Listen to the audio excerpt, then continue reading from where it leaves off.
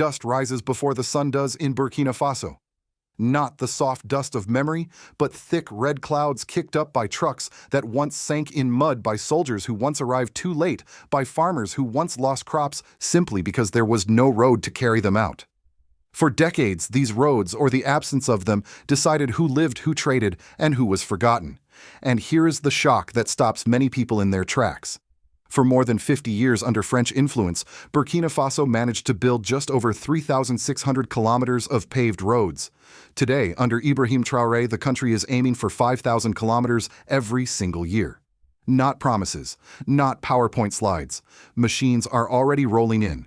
Convoys of bulldozers, graders, excavators, hundreds of them crossing borders and pouring into the country. On the ground, ordinary citizens watch in disbelief. Some cheer, some whisper. Others ask the question many Americans over 60 might be asking right now: is this real or just another African miracle story that will quietly collapse? Because here's what makes this moment different. These roads are not being built by foreign contractors charging $1 million per kilometer. They are not waiting for IMF approval. They are not stalled by paperwork in Paris or Washington. Soldiers are laying asphalt. Mothers are pushing wheelbarrows of sand. Elderly women are donating cement from their personal savings. Children on school break are molding paving blocks with their own hands. This is not just construction. It is psychology. It is defiance. It is a nation telling itself, no one is coming to save us. For Americans who remember the Marshall Plan, the interstate highway boom, and a time when infrastructure meant national confidence, this story hits close to home. Because roads are never just roads. They are arteries of power, security, and dignity. So here is the question that frames everything you're about to hear. What if? Africa's real problem was never poverty but dependence.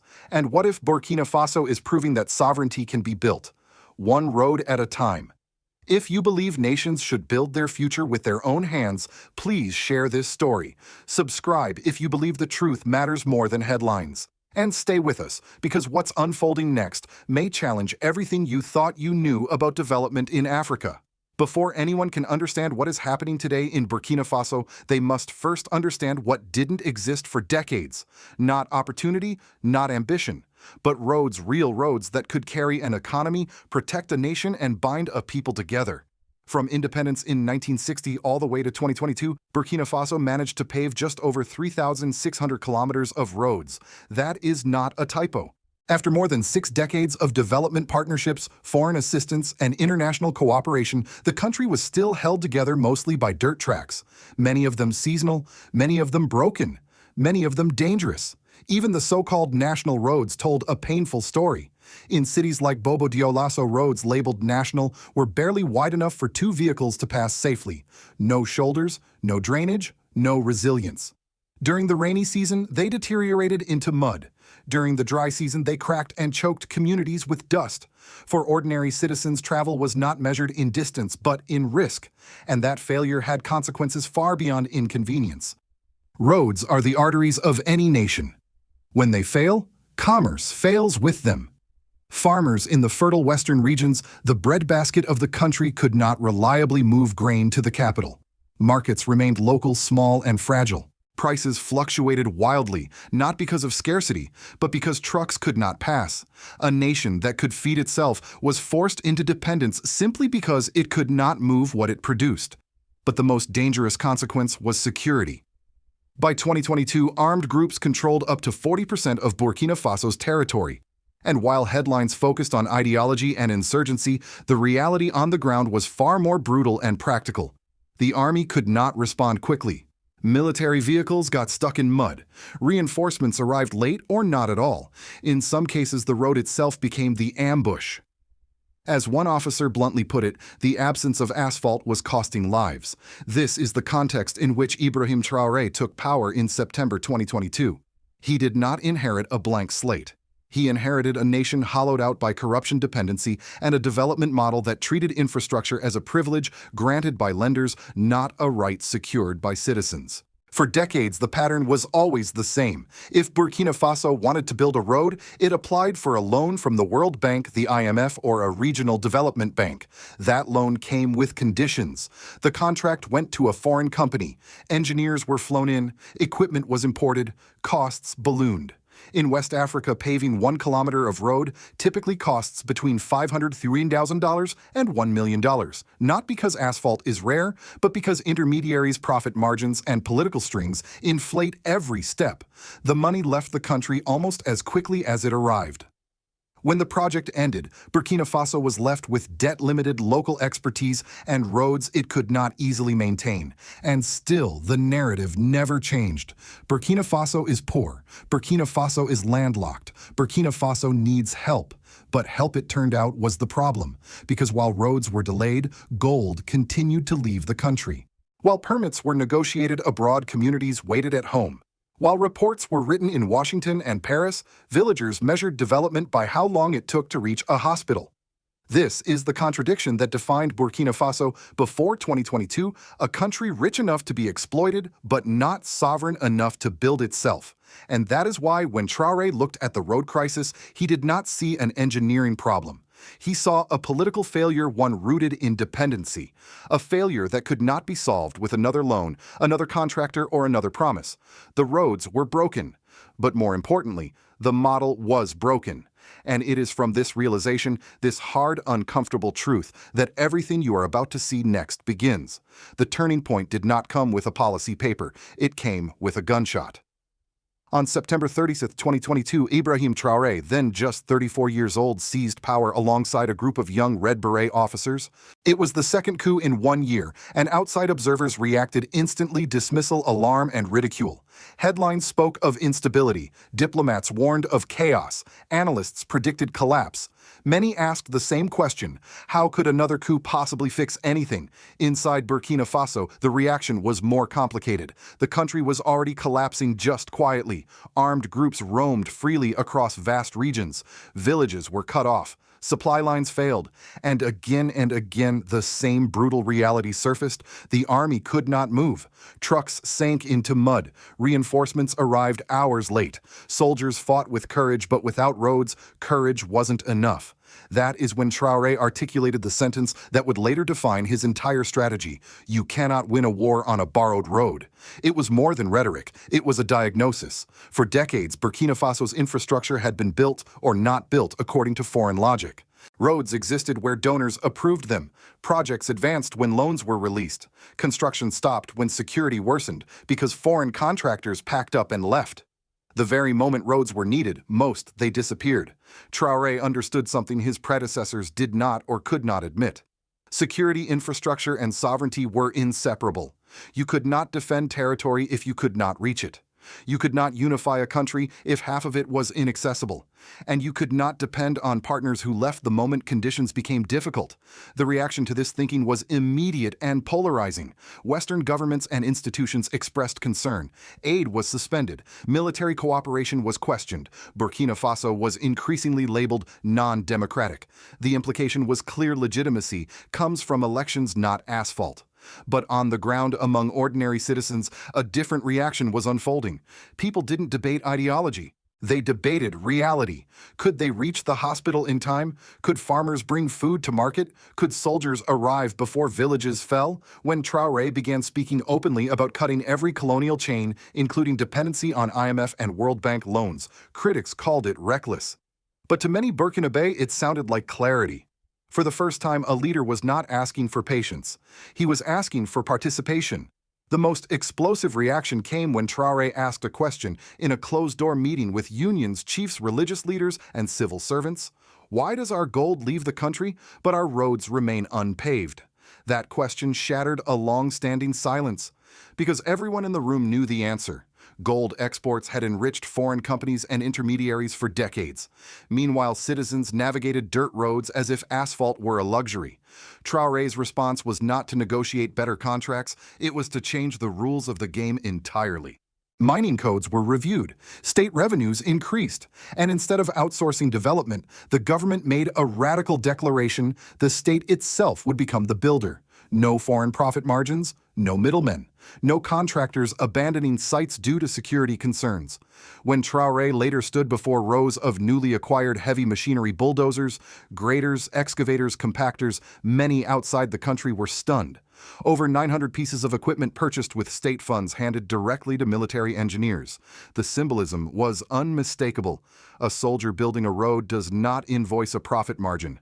A soldier does not stop work because the area is dangerous. A soldier building a road is the security. Supporters saw brilliance. Critics saw militarization. But even critics could not deny the shift in momentum. Something fundamental had changed. The country was no longer waiting for permission. In this moment, the narrative split in two. Abroad, Burkina Faso was framed as a problem. At home, it was increasingly seen as a project. And it is from this rupture between external judgment and internal resolve that the most extraordinary phase begins: a nationwide mobilization where ordinary citizens step forward, not as spectators, but as builders of their own future. Once the machines were in place and the doctrine was set, something unexpected happened in Burkina Faso. The road program stopped being a government project and became a civilian movement. This is where the story shifts from policy to people. In neighborhoods of Ouagadougou, Bobo Dioulasso, and Koudougou, construction sites no longer felt distant or imposed. They felt familiar. Soldiers worked side by side with civilians. Engineers trained farmers. Civil servants instructed students. Asphalt was laid not by strangers, but by neighbors. And then came the moment that changed the emotional temperature of the country. An elderly woman well into her 80s appeared at a construction site with 2 bags of cement. She had seen the president speak on television about rebuilding the nation. She could not operate a machine. She could not lift heavy tools, but she refused to remain a spectator.